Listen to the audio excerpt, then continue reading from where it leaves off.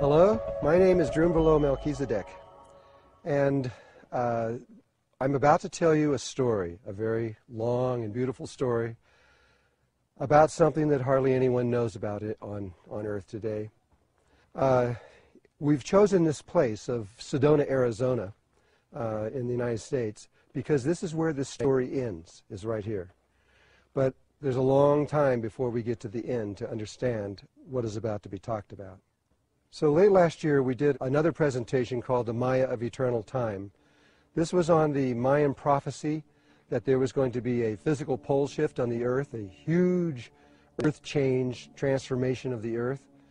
And simultaneously with that, the Mayans also are predicting that there's going to be an equally huge change in human consciousness, that we are going to change very rapidly, almost instantaneously, either during or before or soon afterwards, after this pole shift takes place.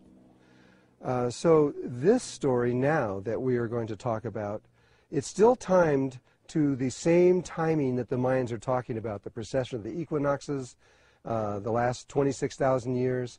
It's still in the same time frame, the same everything, except this story is going to focus on this human change, this human consciousness change that we're all about to go through. However, instead of it being from a Mayan perspective, which they are the timekeepers of the world, it will not come from there. It will come from ancient Egypt, because they are the ones, going back further in time, they are the ones that actually originated all of this work that we're about to talk about. So it's from the ancient Egyptian point of view that we will look through their eyes to see this, to see and to understand this story that we're about to give to you. This story, as I started to say, is something that very few people on Earth know.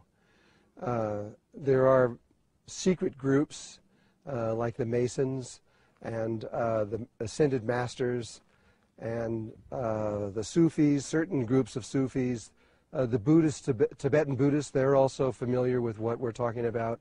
And there are a few groups in Hinduism that also understand, but most of the religious groups have no idea what we're about to talk about. And most of the world doesn't know. However, science is just beginning to understand. And so this is something you may not know. And so you have to hang in there with me, because this is an unusual subject to begin to speak about. This is not something that you are learning. You already know this information. It's in your heart, and you know it very, very well. It's just that you have forgotten what it is. And so everything we're about to do is not to teach you, but to trigger your own memories so that you can remember what we're talking about, because you have lived through this a long time ago. And you know what we're talking about. And so please keep in mind and allow yourself to be able to make changes within yourself as you watch this film. Otherwise, you're really going to miss the deeper, secret aspect of what this is all about.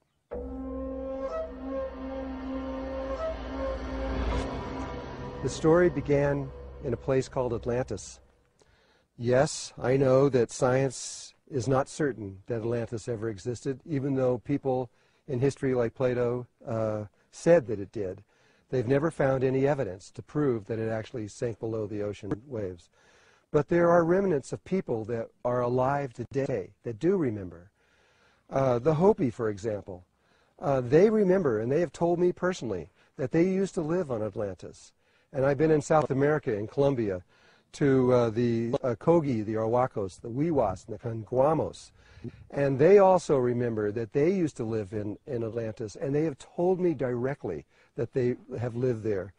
I even met a Mongolian shaman recently who said that they remember that they used to be in Atlantis.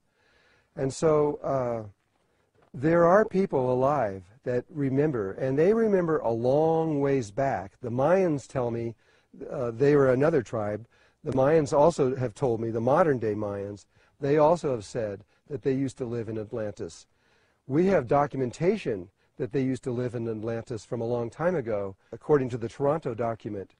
which is just stones showing the ancient city of Atlantis and how it started to sink, and the volcanoes were going off, and how they got into boats and rode from where they were into the Yucatan. And this was from a long time ago, but they still remember today that they were from there. And so we do have living people that remember this, and it is these people that we are drawing most of this information from, as well as the ancient Egyptians, who have actually been in this area here. I know it's not in our history, but this is another story for another time. But they have been here. In fact, they have been back over here in Boynton Canyon and into the Grand Canyon. And so, beginning with Atlantis, this was a time in our history where we had developed consciously to a very high level, a level of awareness beyond anything that we assume that is even possible for humankind. But we were there. We had broken the bonds with gravity. We were able to levitate and to move in ways, like I said, it's hard to believe. But we had reached this high level of consciousness. However, that was only a small group of them. It was probably less than 1,000 people that had actually reached that. Most of the people there were in a level of consciousness similar to what we are in now. And in between those people, the ordinary people of Atlantis and these very high-level beings were the Maya. And it was the same name. And they remember that's what they did. They were the translators between this very high level of consciousness and the ordinary people. They were the priesthood, the ones that translated through ceremony what was being told by this inner group of very high beings to the ordinary people out in Atlantis. Everything was going fine for a very, very long time until about 4,000 years before this happened. A comet came out of a meteorite came out of the atmosphere and just missed the western shores of Atlantis. It broke into 3 pieces. This is science, knows all of this. It broke into 3 pieces and went into the ocean and made these 3 huge holes right on the edge of Atlantis. And the meteorite, the pieces from that, are spread all over the eastern shores of the United States and down into the ocean around there. Well, this unstabilized their continent. It left them really on the edge of a huge abyss. And so 4,000 years later, or 13,000 years ago from now, that's when we had another pole shift. And when we had that pole shift, the continent couldn't withstand the pole shift, and it sank into the ocean. This is the best we could tell right now. This is what happened. But these people, these very high-level beings, they knew this was going to happen. They knew at least 200 years before. They knew their continent was going to sink, and they prepared for this. And in that preparation, one of these groups, a very small group of them, which were perhaps misguided for whatever the reason, they built a pyramid made out of stone, a very large one. And that pyramid sits off the coast of Bimini right now, down deep into the ocean. And they built this pyramid, and inside of there they included, for us, a new technology. It's called the Merkaba.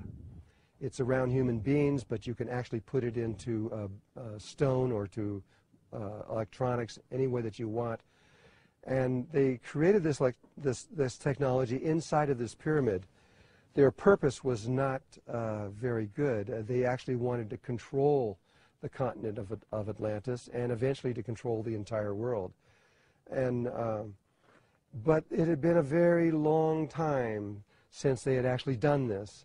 And so they didn't really know exactly how to do it, and they lost control of this pyramid. It was horrible what took place. It split open the dimensional levels between the 3rd and the 4th dimension. It exposed human beings to a level of consciousness and awareness that we're not prepared for. And it allowed beings from other levels of existence to come in here that went into other people at that time. And it was painful, and it ended up being a disaster on the biggest level you can imagine. And so for the last, at least the last couple hundred years of Atlantis, they were in pain. It was terrible. Everybody was sick, and they were dying. This group of very high-level beings, they decided that they had to do something, and they went into a connection with our own galaxy and got permission to do something that is very rare. Since we had already reached this high level of consciousness, we had obtained it naturally, they decided or got permission to be able to do something to help us to get back to that level of consciousness. Now, normally that's illegal. You can't, throughout the universe, you can't interfere with other forms of consciousness. You have to leave them alone and let them naturally do whatever they're going to do. But because we had reached this level, we got permission to do something very unusual. And it's going to take me a while to explain it to you, because this is outside of our normal way of thinking. So there were three men that became paramount in this whole story. They were the ones out of this small group of highly intelligent beings who knew that we were going to fall, knew that we were going to drop in consciousness, and they were the ones that engineered, conceived of a plan or an idea of how to bring this back to us. Their names, one of them was Chikutet Arlich Vomalites, the other one was Ra, the other one was Ararat. And these three men were ascended masters. They no longer died any longer. They had figured that one out a long time ago. And they were also a part of the ascended masters of that same group that people refer to today. But they're older ones. They were ones that have been around for a very long time. And what they decided to do was something that is tried throughout the universe occasionally. It doesn't always work. Sometimes it works, sometimes it doesn't work. And when it doesn't work, it's just the race of beings on that planet have to just start all over again. And that is usually hundreds of thousands of years of evolution have to be done all over again. And so they began this process of returning our consciousness to us by building a building. And they built this building in an area relative to Atlantis at that time that was completely uninhabited, out in the middle of nowhere by most people's standards. They chose this place for a very specific reason, which I'll talk about in a little while later, but it is the place that we now call Egypt. And this building that I'm referring to is the Great Pyramid in Egypt. This was, they built this before the sinking of Atlantis. They had to get it in place first, because this building was more than just a building. It was also the marking for the entire system that we're about to talk about. But according to them, it was built through consciousness, and it was built very, very rapidly in a matter really of hours. And it was built even more crazy. It was built from the top down, from the top stones down to the bottom. When I presented this information to the Egyptian government back in the 90s, they thought I was crazy too. And so, but they went and checked it to see, and they checked the mortar in between the stones from the top to the bottom, and found out that the oldest stones were on the top and the youngest ones were on the bottom. They couldn't explain it, they didn't know what to say about it, but they couldn't contradict what I was saying. Now, to understand this a little bit further, it wasn't just from this one building that they were going to bring back our consciousness, or from the Great Pyramid. That was just the beginning. It was actually a web of pyramids and temples and sacred sites, churches, all kinds of buildings, even mosques, everything, along with specific mountains and lakes and rivers that were attuned to this. It was a web of these buildings all over the world. 83,000 of them all over the whole world were to be built over time. And in doing that, they were going to change the way the earth functioned time. And in doing that, they were going to change the way the earth functions. These buildings, what's so interesting about them is that they were built over 13,000 years, but the entire structure was created in a matter of hours. Not on this dimension, but on the fourth dimension, on the higher frequencies of the Earth's consciousness. They built the entire thing, and they did that through consciousness in the same way they built the first one from the top down. And so once all these buildings were created on that other level, they slowly began to pull them out of the fourth dimension onto the third dimension.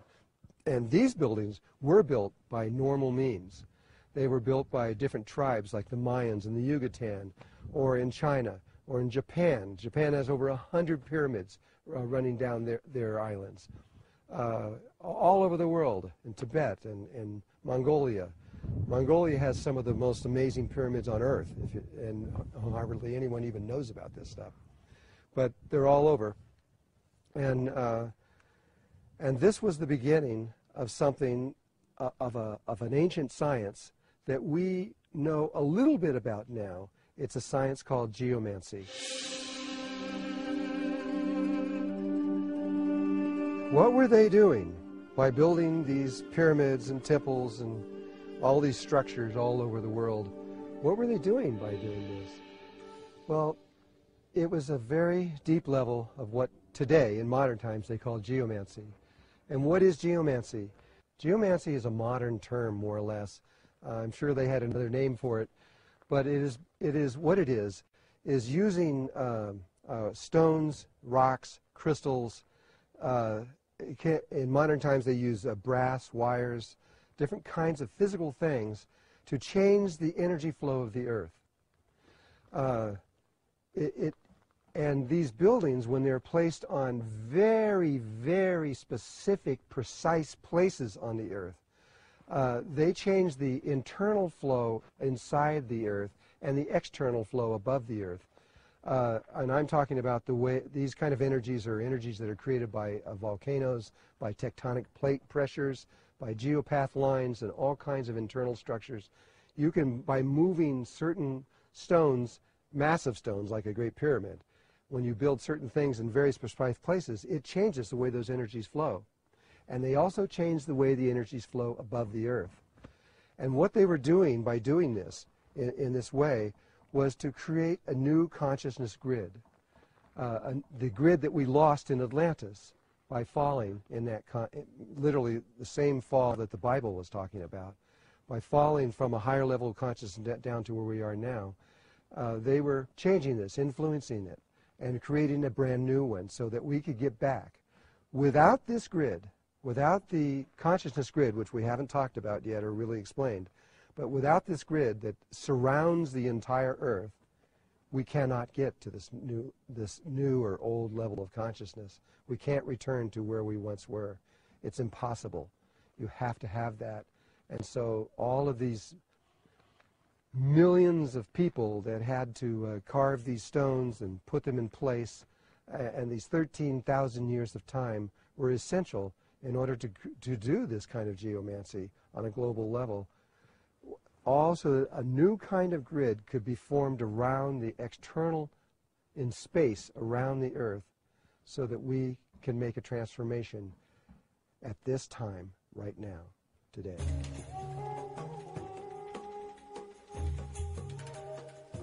If you go back 110 years ago to the beginning of the 20th century, at that time, they believed there were approximately 30 million species on Earth. Now, it took somewhere between 4.6 to 5 billion years, depending on who you talk to, for those 30 million species to develop and to be living on the surface of the Earth at this time. But in those 110 years, because of this level of consciousness that we are in now, we have killed these things. We are now down to approximately 15 million species on Earth. It depends on who you talk to. Everybody varies on how many, the number, but that's approximately what it is. Almost half of the life that's on Earth is now extinct. It's gone. It's never to be seen again, probably. If we can make it into the next level of existence, all of this will end. We will be able to fix what took place over this last 110 years. If we do not return to this other level of consciousness, one of two things is going to take place. And almost all of the indigenous tribes that I've talked to around the world, they all agree with this. If we do not make it this time up into this level of consciousness that we were before, then we will end up killing this planet, and we will kill all the life on it. We will destroy this place. And so it is up to you, it is up to all of us now to remember what this is all about and to make changes within ourselves so that we do not go extinct. Because if we do, it is the end of what everything that is started on this planet. It will go away.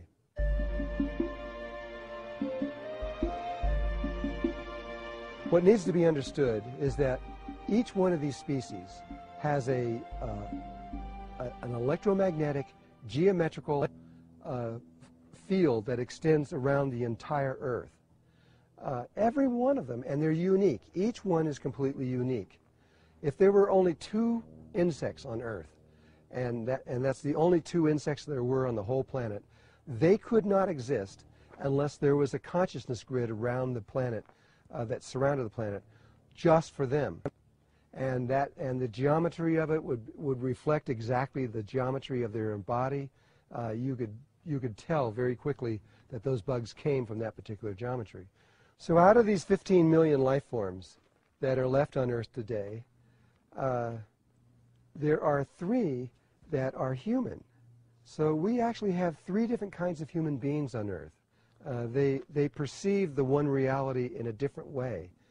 And the first one is the Aboriginals, the original people on Earth. So the Aboriginals in Australia, and there are little pockets of them around the world that are still functioning on the original grid that came out of humanity a long, long time ago.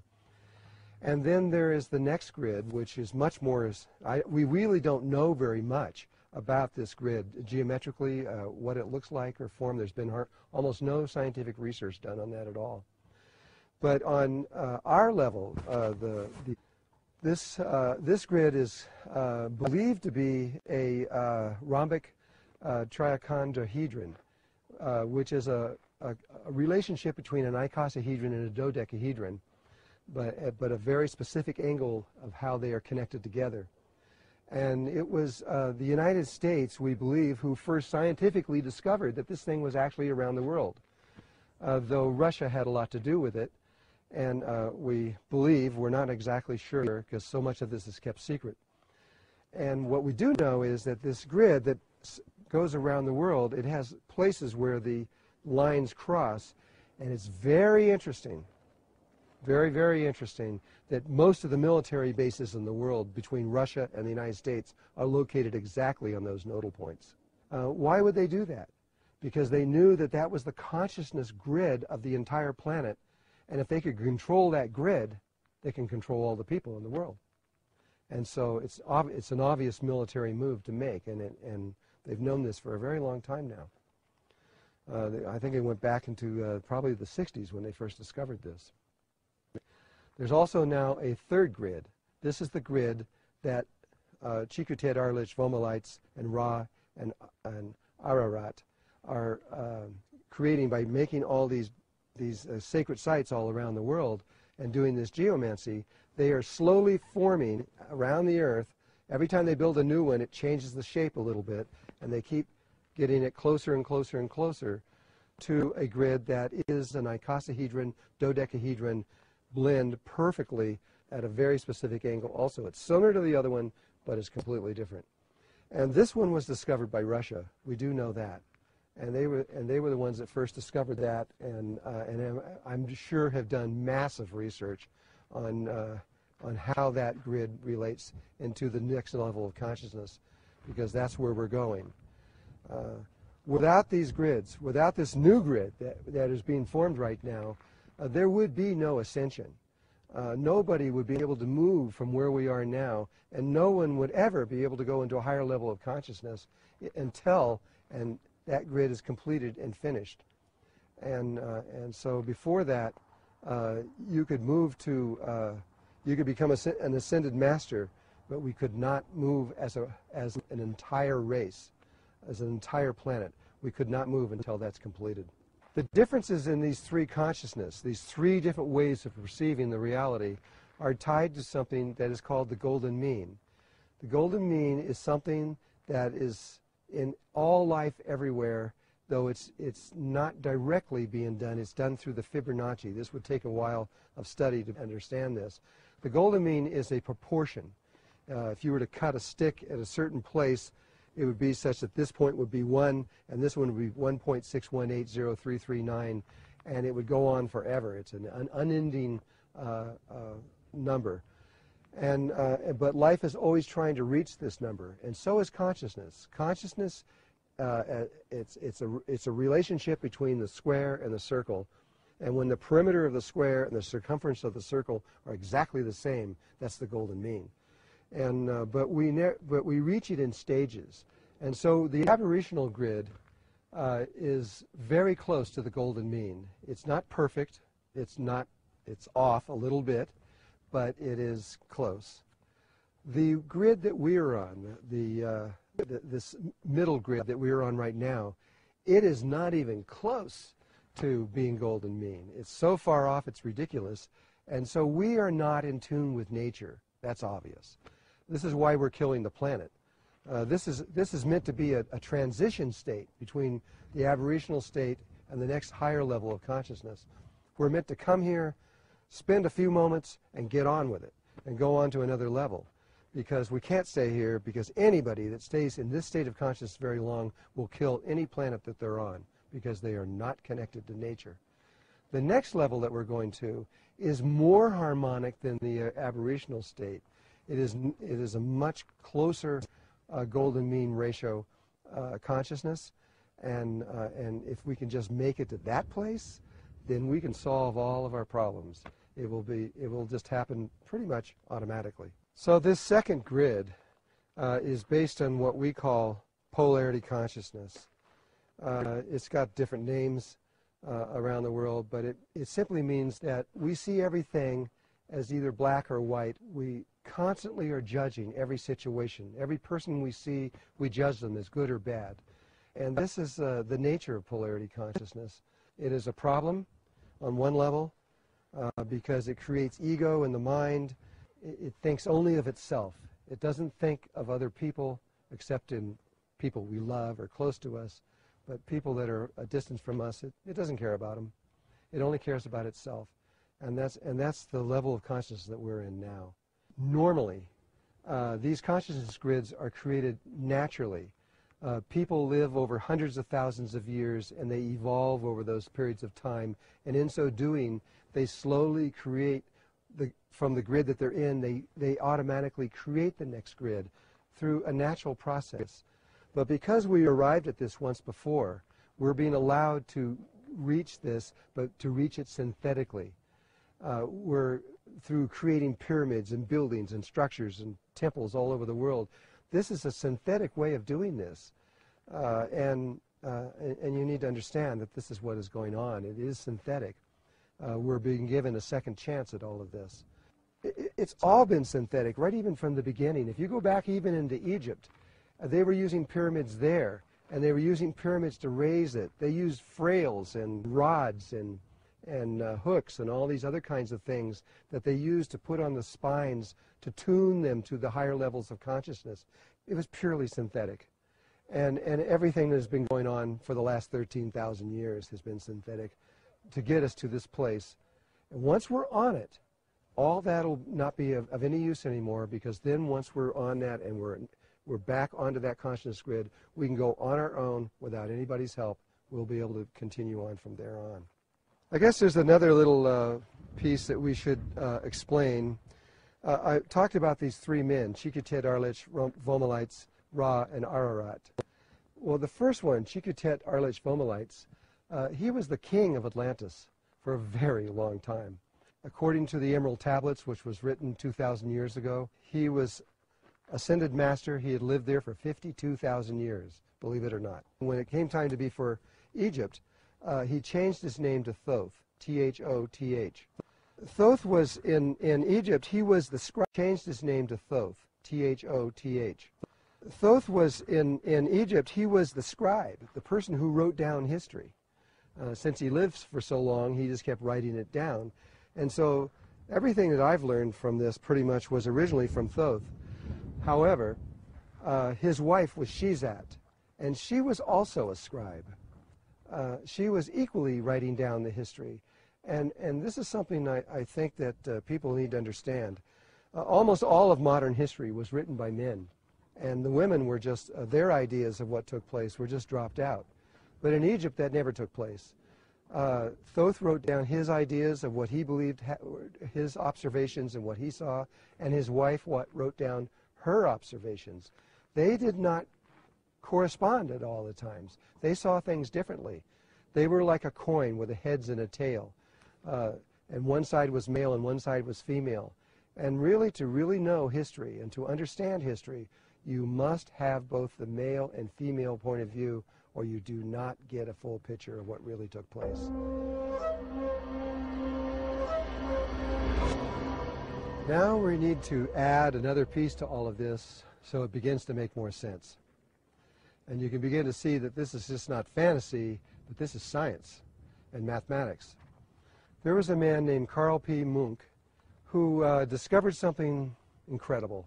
And this was toward the end of last century, I think, maybe even as early as the 1980s. But he discovered that when you go to any of these pyramids and churches and temples around the world, that they have a code written on the outside of the building. You don't even have to go inside. It has to do with the shape, with the number of steps, and a lot of different forms that are on the outside of these things. You can go onto his website if you wish to understand what he's talking about in detail.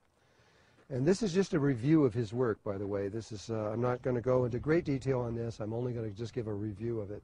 So each one of these pyramids, when you look at them, or buildings, will, from the external view of it, will, if you know how to read this code, will produce these series of 3 numbers.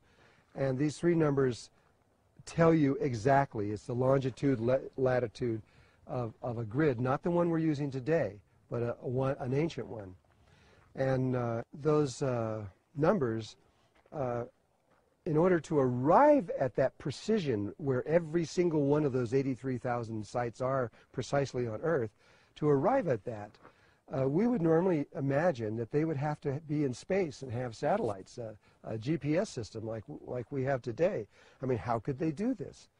But what his work has shown is that this is true, and that these codes that are coming out of these pyramids are real and actually do delineate. But in order to understand what the system is, you have to look at something very interesting.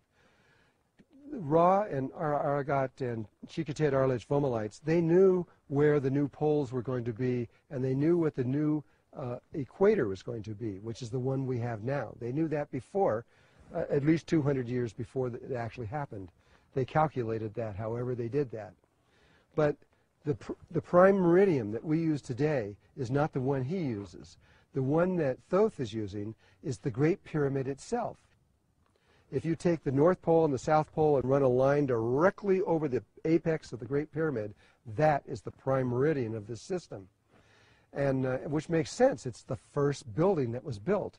And furthermore, that first building wasn't just placed anywhere on Earth. It happens to be the precise center of the entire landmass of the Earth. They knew that even if you couldn't find that building for some reason, that that spot is not going to move more than a few inches over 13,000 years. There's another thing about Carl's work that's pretty interesting. It was introduced into the United Nations, and the whole system of all of this was given to them, and exactly how it works, and this the new system that they had found and everything, and how this all these pyramids were all around the world were connected to it. And but they didn't know what to do. I mean, it defies everything that modern man knows about ancient man.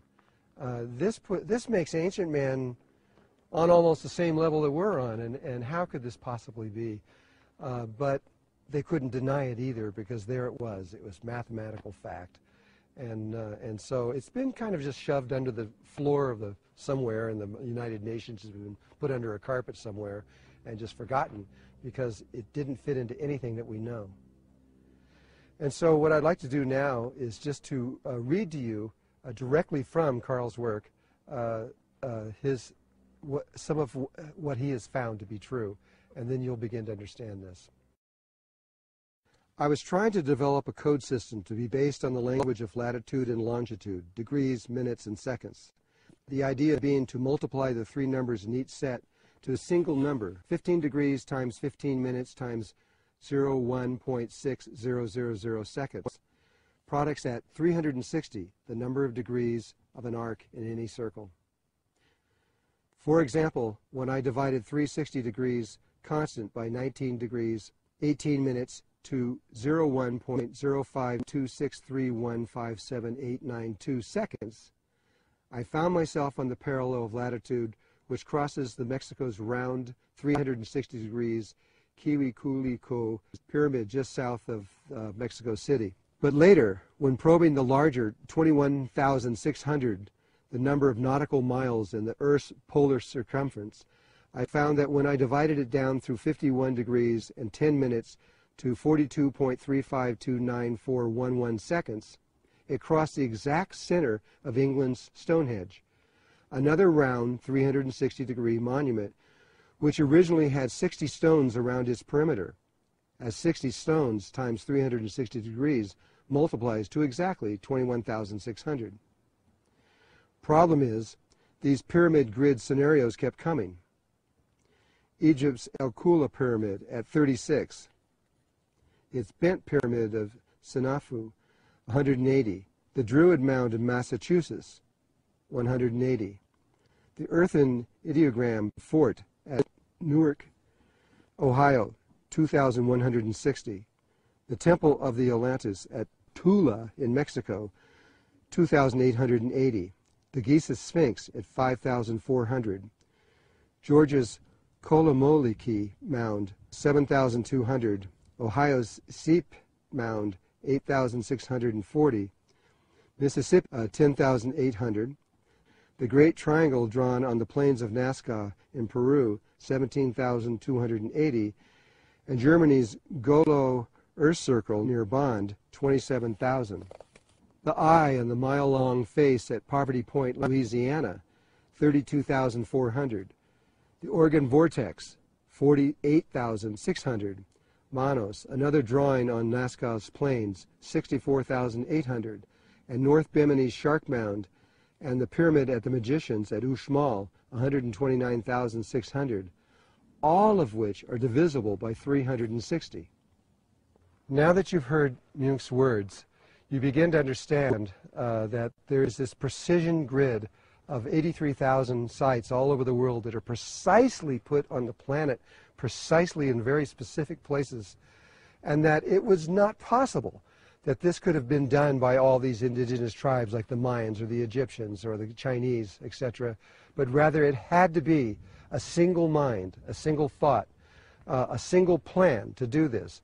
There is no other way. And this changes the whole understanding of history and who we were before and who we are now. And so now you can see what Chikitet, Arlich, Fomalites, and Ra and Ararat were doing. They were creating these structures all over the world to change the internal flow of the Earth's energies, which is called geomancy, so that the external flow was altered, and in so doing, slowly creating this electromagnetic field, that's the geometrical electromagnetic field that surrounded the Earth. And in doing that, they were recreating our consciousness grid so that we would be able to ascend. This is a gift of love. It shows that we are not alone in our consciousness and what is going on with us in this world, and that we have not been forgotten. They remember us, and they're taking care of us. These are our ancestors. These are the old ones that are still connected to us now. They extend through all cultures and all levels of life, even down in German families and American families and from South Africa or anywhere else. These are our ancestors doing something for us so that we can make a change. And in making this change, we do something for them. We bring them back. We'll explain this later.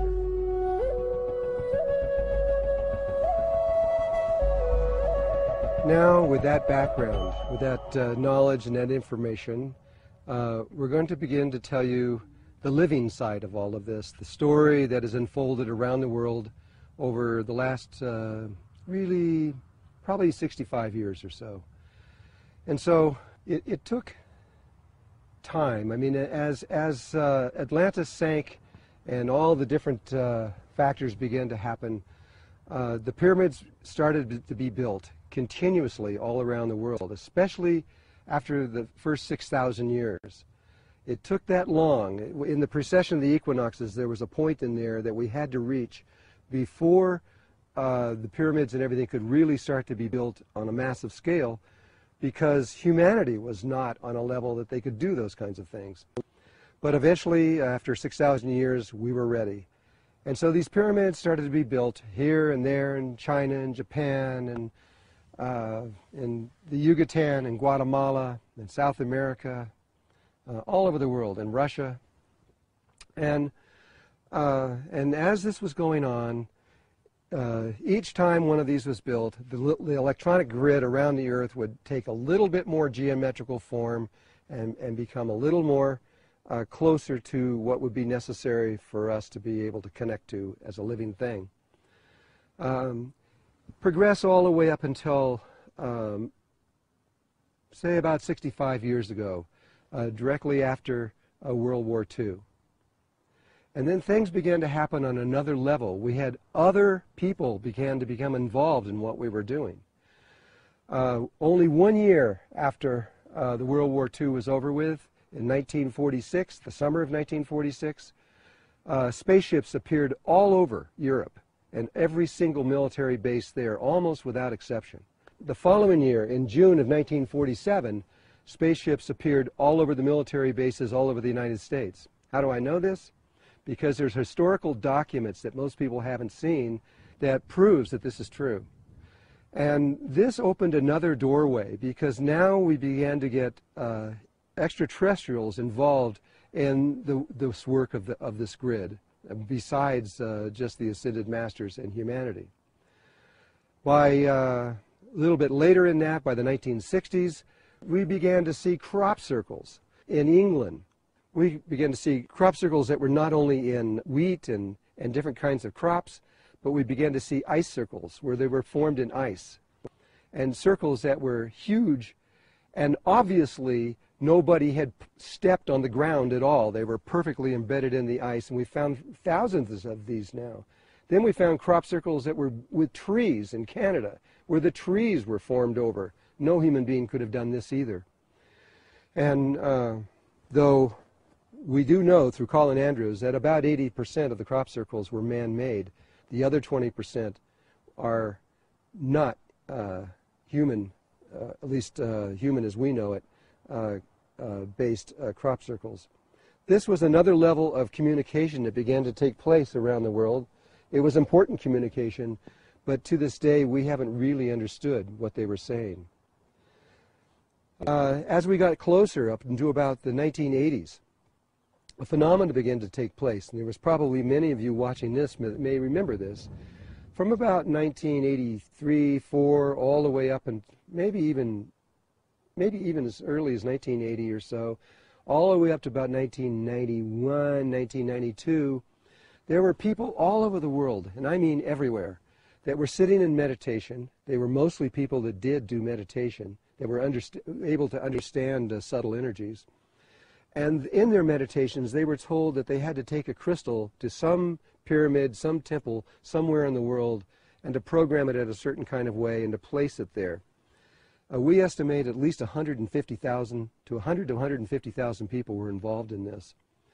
And every time someone went to a certain temple, like Chichen Itza in Mexico, and placed a little crystal in a certain place where they were told to do, this affected the energy of the geomancy of that space just a tiny bit, which would then correct the geometries that were above the Earth. After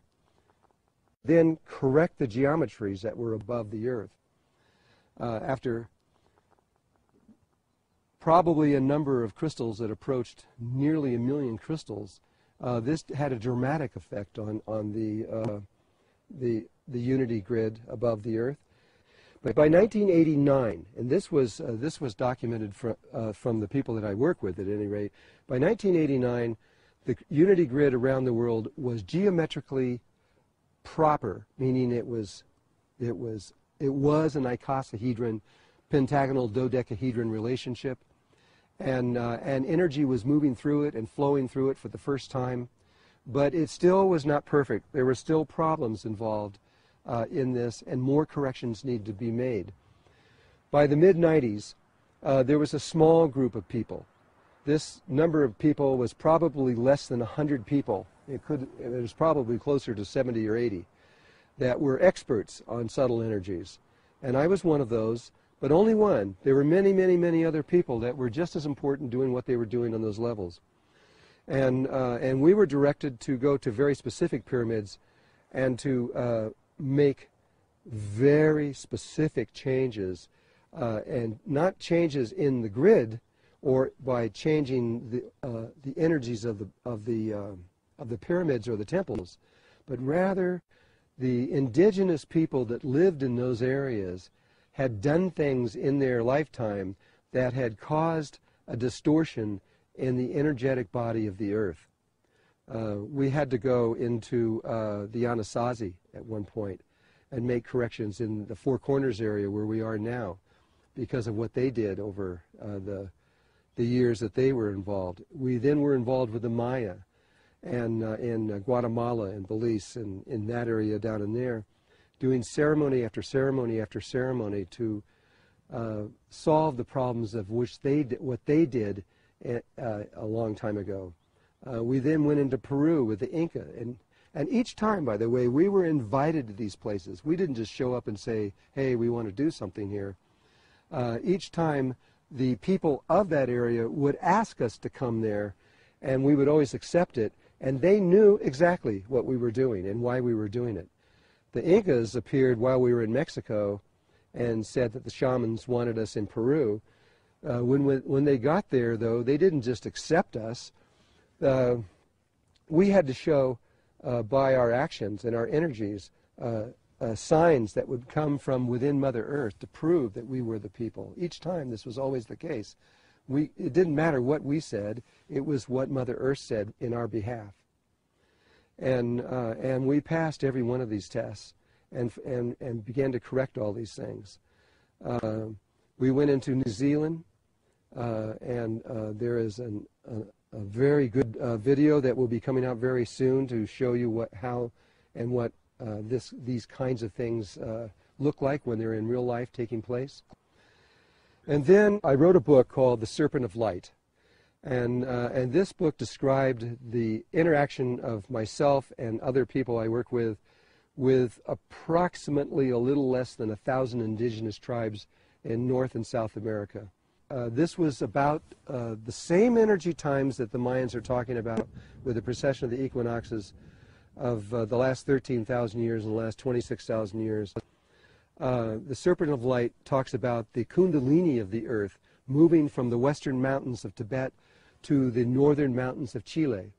This was an extraordinary historical event that almost nobody on earth knew that was taking place, but it was huge, it was massive. And the energy comes from the center of the earth and finds a place. It comes out very much like a snake. That's why it was called the Serpent of Light. And when it finds, and first it moves all over the world, moving from every single area of the earth, and then it finds a place and it coils down inside the earth, and it stays there for the next 13,000 years. And this energy is the Kundalini. It wakens the people in that region who become the teachers of the world, just as they have been in India and Tibet for the last many thousands of years. And but now that it has moved to the Andes, it will be the Chileans, the Peruvians, the Argentinians, countries like as far away as Colombia and Brazil and Ecuador. These energies are going to awaken the souls there. But the Kundalini was also aimed on the western side of the mountain out over the ocean, so that it went out over the Polynesian world, out over to Easter Island and to Moorea and out further, all the way as far as New Zealand. And so there was an awakening, a new awakening, and brand new spiritual energy that the world has never seen. And that energy moved into Chile in the year 2002. In 2003, or later 2002, I went to Chile and went to the mountains there to experience this energy directly. But I couldn't feel it. I couldn't feel anything. I was very confused. I really didn't know why I couldn't feel anything. I came back home. I waited a year and a half. I went back down there again to feel it. I felt absolutely nothing. And I didn't understand because I knew it was there. There was 112 tribes sitting in a circle waiting for it to come in when it arrived. And they knew it was there, but it wasn't working, and I didn't know why.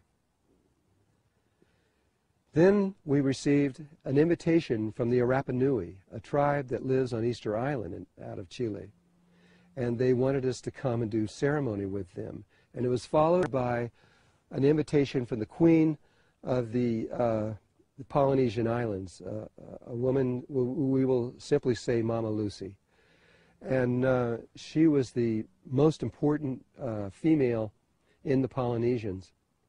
And she invited us to the island of Moorea, which is the south pole of this grid. Now, this is something I didn't say, and I think I need to add this right now. The consciousness grid is just like the Earth. It has an axis that runs through it.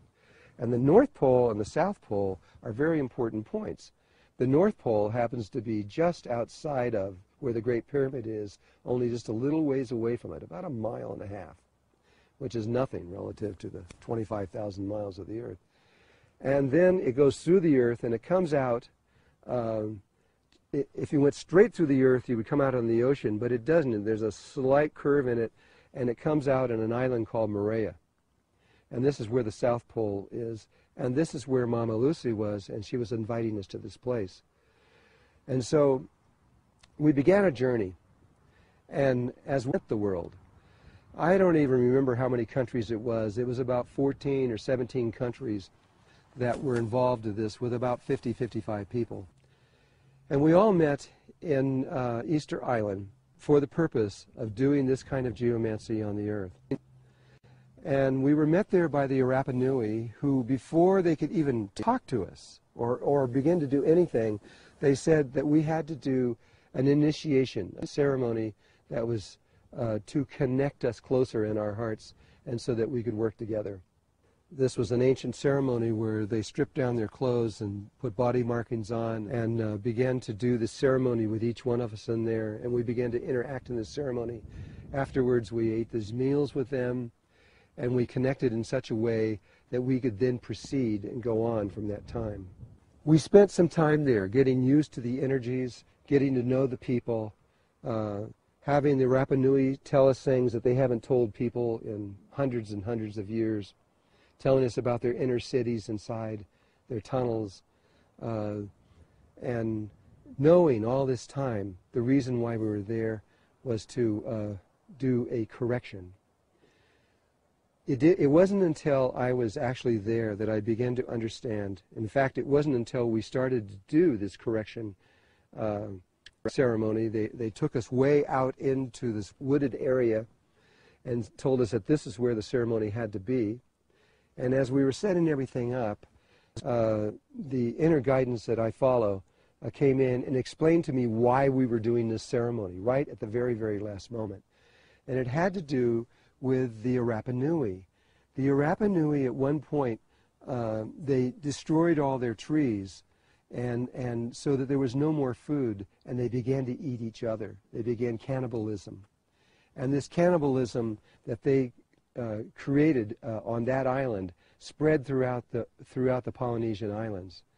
And it was this cannibalism that we had to correct. It had to be forgiven, and they had to forgive themselves in this ceremony, so that what that would do is correct the geometry of above the earth, above the island where we were, really. And that in turn would begin to allow the flow to really move through this thing where it could then be born. And so when I was actually taken to the ceremonial site by the Rapa Nui and were shown where it was, and I actually began to set up, putting the cloth on the ground, beginning to put the crystals and everything to arrange for the ceremonial process, it was then that I understood why we were doing this ceremony. And this is important to understand. The Kundalini of the earth did not function because of this distortion that was directly above it in the grid. And it was purposely done by the Ascended Masters and the people involved in this. They didn't want the Kundalini to begin to function before the consciousness grid was born. They need to work together. And so they got the Kundalini in place, but they had to hold it there for about 6 years until the grid was completed. And so then it all made perfect sense of why we were there and what we were doing. And so we began this ceremony, and it was a ceremony that I had never seen before. According to the Rapa Nui, this ceremony had not been performed in anything similar to it for at least 13,000 years. And but that's their story, and I can't really tell you why they said that. And so the ceremony began to unfold with both our group and the Rapa Nui there. And then what it did was it corrected the forgiveness of the cannibalism took place.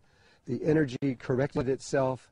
The grid formed perfectly around the earth for the first time ever, and I felt like it was completed. It felt in my heart, okay, this is done, and I ended the ceremony, and began to end it when something occurred that I did not expect. I had never seen before. Coming out of the sky came this spiraling energy of a golden light, which was coming off of the unity grid, and came down like a tornado, only a soft, gentle tornado. And it came down and it swirled around right down to the earth where we were. Everyone in there had their experiences of this in different ways. We've spent a long time talking about this, but for me, it was the most amazing feeling. I had the sensation that I was in the presence of, I would say, God, or some very high consciousness. It was relaxing. Every cell in my body relaxed, and this golden light just kept swirling around us. And you could actually look up into this tube that stretched high up into the sky. It lasted for what felt like maybe 10 minutes, and then it retracted and went back up into the sky. After the ceremony was over, I talked to the Rapa Nui, and I said, have you ever seen anything like this before? And they said, no, we don't know what that was. And I don't either. At least I didn't then. I understand much more now. But at that point, there's been no reference in any spiritual books or anybody that I have ever known, any of my teachers anywhere, that have ever talked about anything like this before. But what I did know was that our guidance was telling us that we had to hurry. We had to run. We had to pack everything up, get on a plane, and fly to Tahiti as fast as possible for the birthing of the grid. Now that it was full, it was complete. It was like a baby that was beginning to crown and was going to come out any minute. And so everybody had to get ready as fast as possible. It had nothing to do with us. It was the baby was going to be born. And so we had to go really fast. And that's exactly what we did. We packed up everything, we threw everything, and then early the next morning, we got on a flight. We flew to Tahiti, and then proceeded immediately by getting on a boat and heading toward Moorea, which was the south pole of this grid, so that we could be there for the birth of a brand new consciousness on Earth, something that has never happened on Earth before, and synthetically in this way. And and a great excitement. It went through me, it went through everyone. We were just like on fire with excitement. And so now we're going to go into another ceremony, a ceremony that we consider to be the...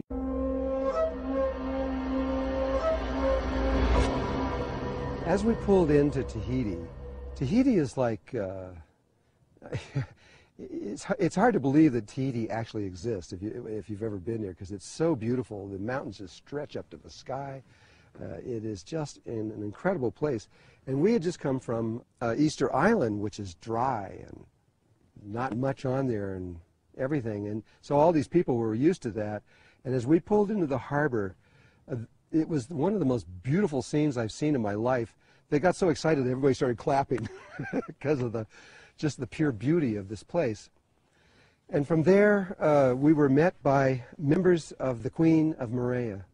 Not the next day, but 2 days later, we were taken to be before her. Now, of course, she wouldn't allow all 55 people or whatever it was to come there. So there was just myself and a woman named Ruth Tive, who is a Maori, a native Maori from New Zealand, who knew her language. And I felt like she was the right person to be there. So the two of us went to meet with the Queen. The Queen was a huge woman with this very big heart. She was just pure love. And she knew exactly why we were there, that we were there to birth this new consciousness onto the earth and to do the ceremony for this. And she was also there with her another woman who was her assistant directly underneath her. And she opened us with open arms and hugs, and we began to talk. And very quickly into all of this, she said to me, "Where do you want to do the ceremony?" Well, I said, without thinking too much, I said, well, I would like to do it in the center of the island. The reason I said that was because I was there in 1985, and I had to do ceremony on that same island in 1985 with the same tribe, and they took me into the center of the island, and that's where we did the ceremony. It's in the Serpent of Light book if you want to read that. And so I said, well, how about the center of the island? And she looked at me and she says, well, I can't do that. And we said, why? And she says, well, I don't have authority. I have authority everywhere, but not in the center of the island. I'm sorry, I can't give you that permission. And the person that was her assistant jumps up, ran over to her and says, no, you don't understand. What's about to take place with this ceremony is one of the most important things on earth ever, and just give him permission and we'll deal with everybody later on this. And she said, no, I don't have that authority and I can't do it. And they started getting into a little bit of aggression, you might say. And she says, you have to. And she says, no, I am not going to break the rules. And she says, you must. And she says, no, I will not. And pretty soon they're screaming at each other. And I mean, really putting out some energy. And, I was actually backing up, moving away. And finally, the Queen broke down crying and says, no, I cannot do this.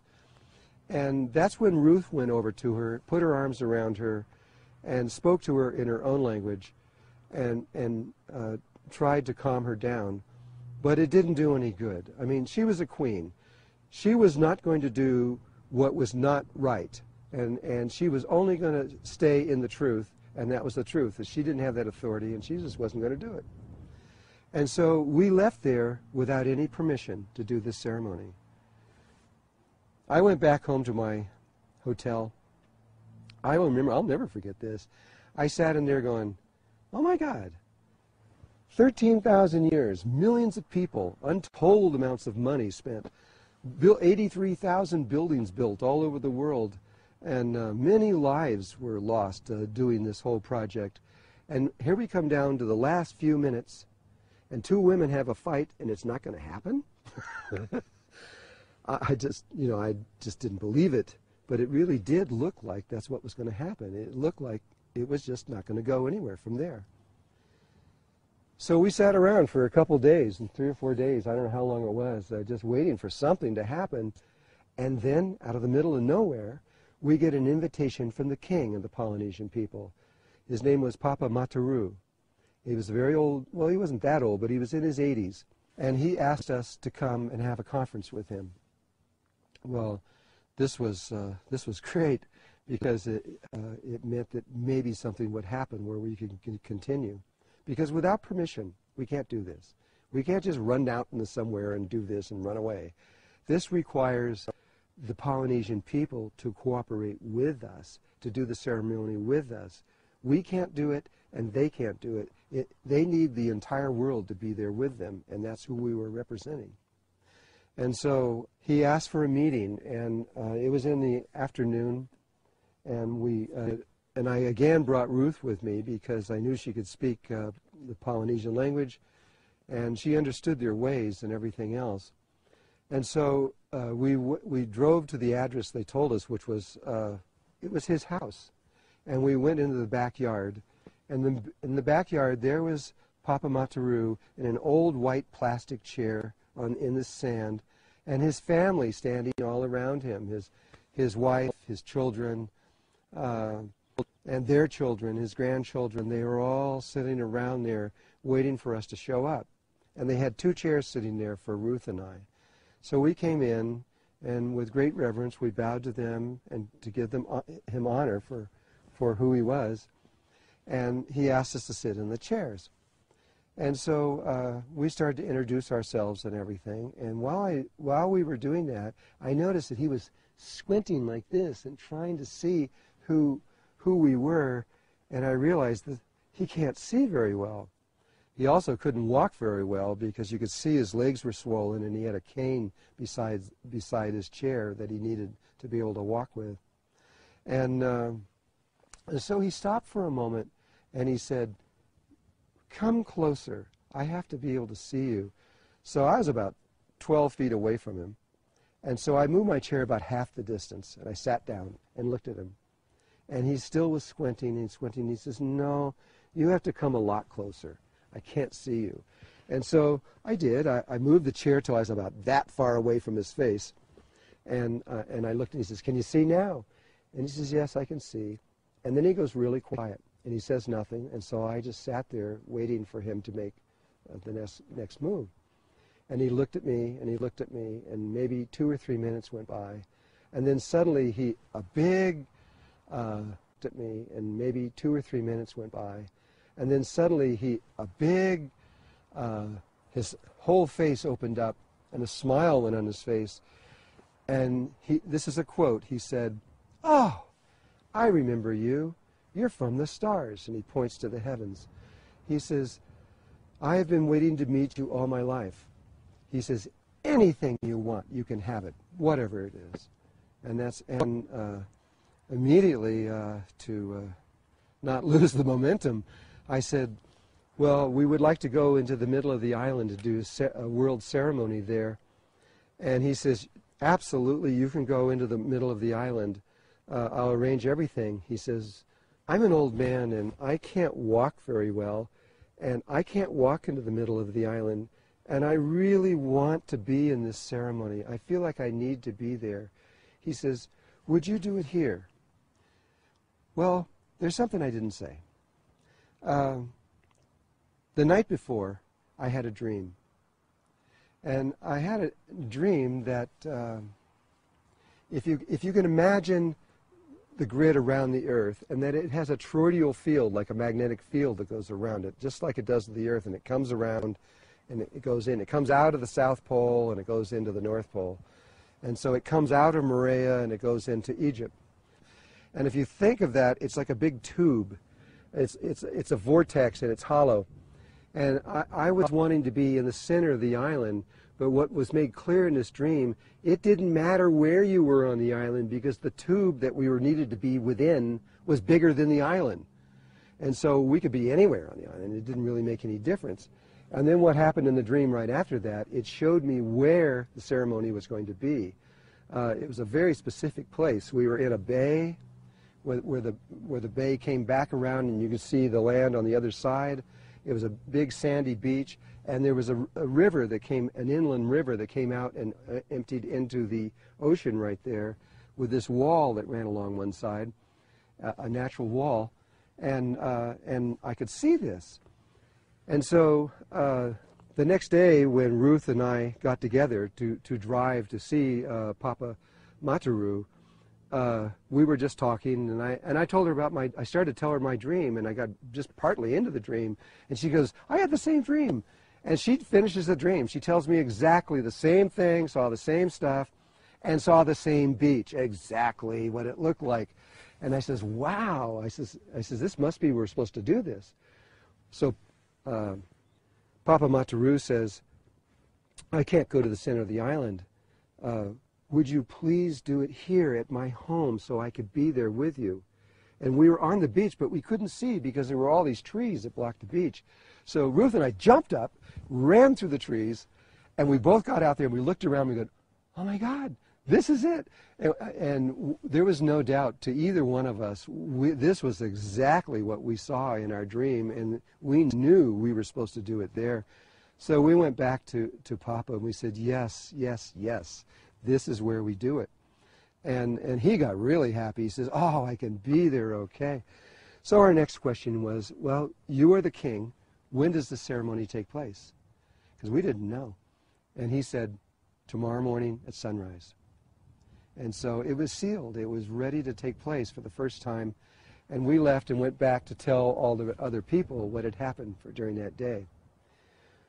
When I got back there, somebody handed me a letter from Australia. I knew the person, but I hadn't talked to them in many years. But for some reason, they knew I was there and sent me this letter.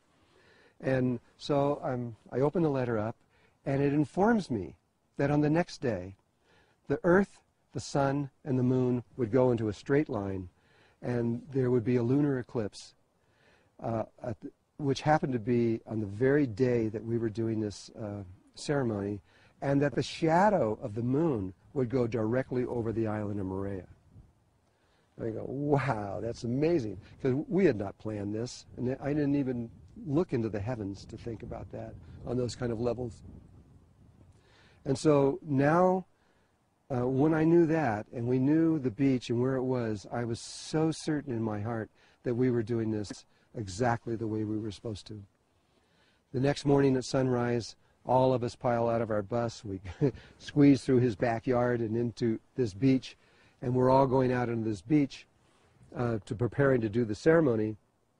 And it was at that moment that I realized I didn't have any idea what I was supposed to do.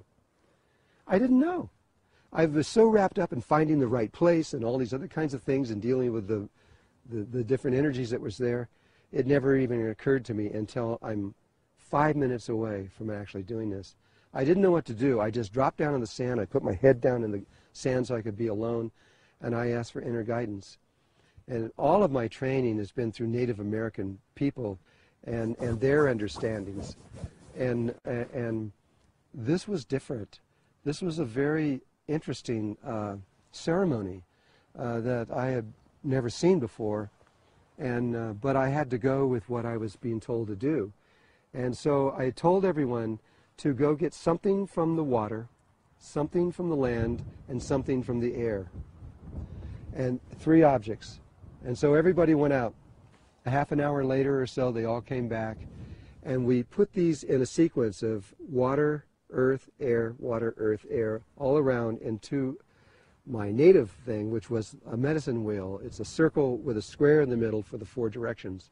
The ceremony began to unfold in ways, again, that I'd never seen. It was kind of like water or waves coming in, each wave getting stronger and stronger and stronger, and then relaxing.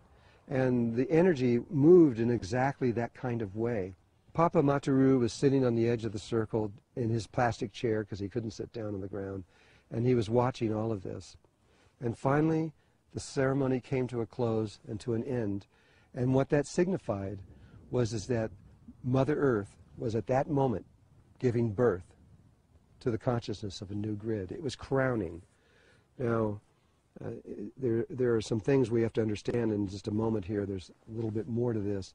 But the birthing process was beginning. It was just beginning to take place.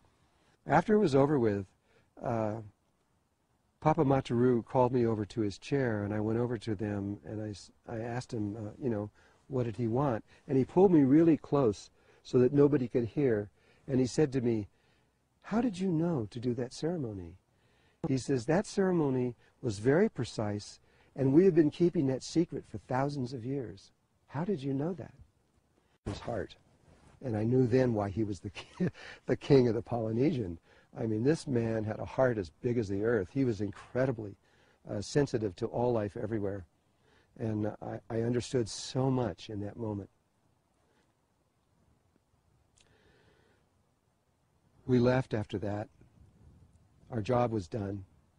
We had finished what we had to do on that island, and we went back to our various places and prepared to leave. We went back a day or so later to our different countries all over the world, back to different places, many, many different places around the world. And I came back here to Sedona, to Arizona. The next morning, one of the people that was in there, Carolina, went up early in the morning of the next morning and took a photograph.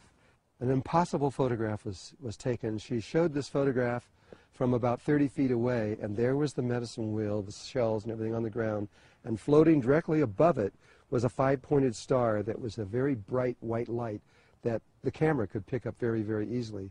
It was actually more like a five-pointed, like a starfish. The points were rounded. We then got some pictures that were taken 3 weeks later, where people had gone over and the waves had come in and washed it, and you could see the objects were scattered all over the place, but the star was still floating there 3 weeks later, which was still amazing. And then we got a call from Papa Mataru the following day later. Moorea is an island shaped like a heart, and around it is a heart-shaped coral reef, and in there is some of the cleanest, most beautiful water in the world, and it was filled with fish. It looked like, it really, really did. It looked like an aquarium. When I was there in 1985, I was spending 6 hours a day in this water swimming through these fish, and you just swim right through them. And so when we were there this time, I had two of my children there, and I was so excited to bring them into the water to show them all these fish. And I said, "Oh, you won't believe this. It's so incredible." We got on our fins and our masks, we jump in the water, and there's no fish. You'd see maybe 2 or 3 30 feet away, and you'd see another 2 or 3 over here, but it was just open. They were gone. And, well, according to Papa Mataru, about 15 years ago, they all died, and they just disappeared. Well, the next morning, according to Papa Mataru, the entire bay that we were there, in there, for the first time in 15 years, was filled with these tropical fish. And for him, that was the sign from Mother Earth and from all of their people that what we had done on that day before, that the birthing of the thing, was correct, it was true, and it had actually taken place. And so I was excited. I mean, to hear this, to see this, and to know this. And so when I got back to Sedona, to these red rocks, and I thought everything was completed. But in my meditations, both with my inner guidance and with Mother Earth, actually, it became clear that there was more to do. I didn't really understand what it was, but it has to do with time. The timing of a human birth is that it takes about 9 months for it to grow big enough where it can come out and be born. And when it does come out to be born, that may take anywhere from a half an hour to an hour or even longer for the baby to come out. But this is very similar. When this consciousness grid is born, it's similar in the sense of how life is born, but it takes 13,000 years instead of 9 months for it to be born, so there's a big difference in time. And instead of an hour or so to be born, it takes 1 lunar cycle. It takes 27-point-something days for it to go all the way from grounding to come out and be totally born. And so they told me I had to do one more ceremony here, which we did not very far away from where we're sitting right now. And what was so interesting in that one, which just completely blew my mind, was we did the ceremony very far away from where we're sitting right now. And what was so interesting in that one, which just completely blew my mind, was we did the ceremony, and we're finishing up the ceremony, and just as we were finishing up the ceremony, the sun, the moon, the earth lined up in a straight line. Another lunar eclipse happened, and it went right over Sedona and right over exactly where I was sitting. Nobody could have ever planned that. I just was speechless for a long time about this. But this has nothing to do with human beings. This is planetary. This is planets and suns and stars, and this is much bigger than any of us. And they move in ways that are precise. And so, after that ceremony was done, it was now completed. There is one little piece that I will like to tell you, and then you will understand, I think, how important this is to you, as well as everyone that you know and everyone on this planet.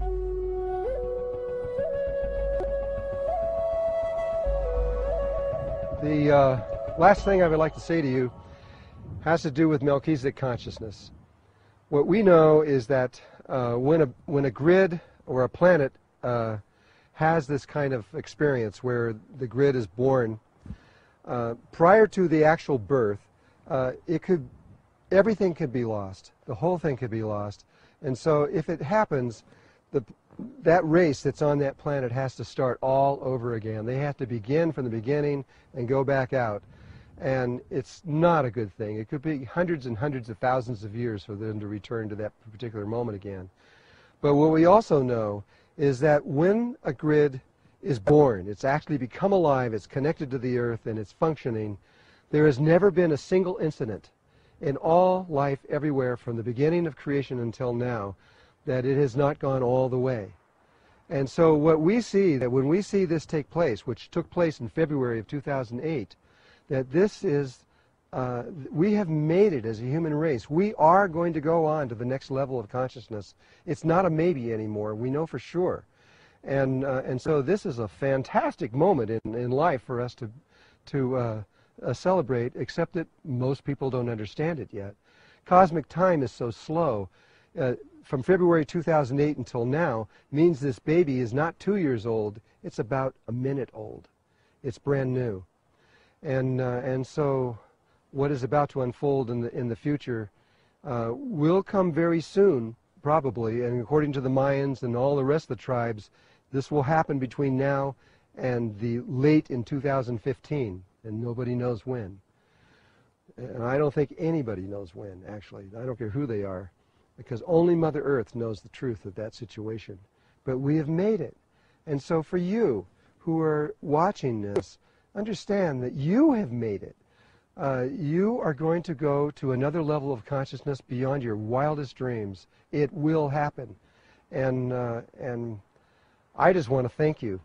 I want to thank you for having trust in yourself and believing in yourself and having the courage to continue in spiritual work.